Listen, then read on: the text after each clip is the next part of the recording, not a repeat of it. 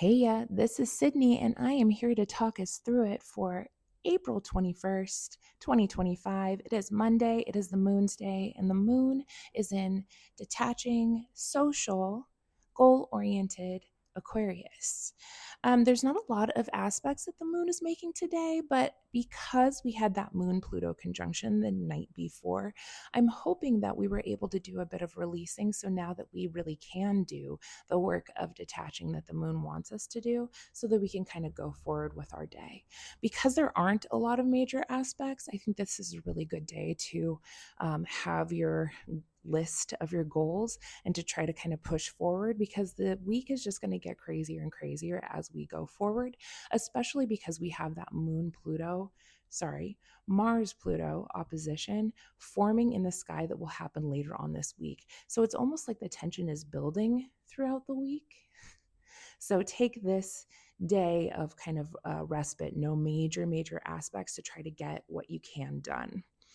Very, very early in the morning, middle of the night, let's call it 12:53 a.m. Pacific Standard Time, we do have the moon in Aquarius sextile Mercury in Aries. So they're able to have this kind of flowing conversation should they reach across the aisle, to be able to say, this is what I need and this is what I think, and to be able to kind of put those things together in a flowing aspect. However, this is like usually in dreamland for most people. So hopefully we'll kind of wake up with that energy where we're able to kind of have a clear heart and a clear mind about how we want to go forward in the day, which I think is fairly fantastic. At 12:35 p.m. Pacific Standard Time, now we get a semi-square of the moon to Venus in Pisces.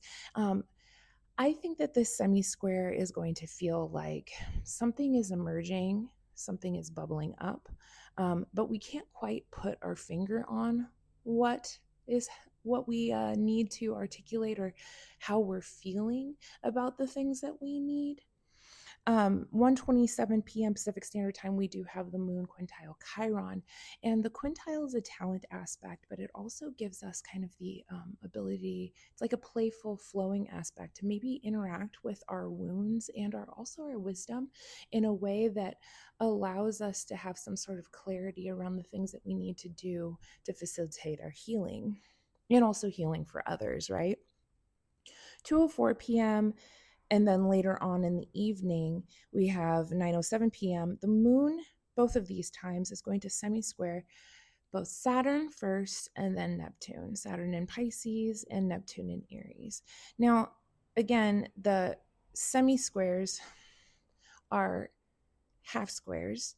And so there's like an emerging here. There's a almost, but yet not quite yet. And so it's almost like something is kind of rising to the surface. Again, I say that again, right?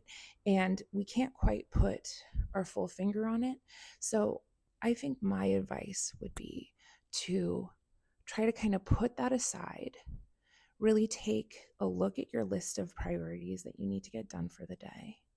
Do what you can in front of you, because the rest of the week is going to get crazy. All right, so that is Monday, the moon's day. I will see you tomorrow. Take care.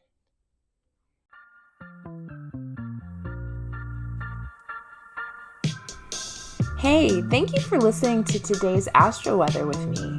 I'm Sydney. As a reminder, I'm always open to seeing both new and my beloved returning clients. My website is ddastrology.com. That is D as in dog, astrology.com, to check me out, and just click the email buttons in order to schedule with me.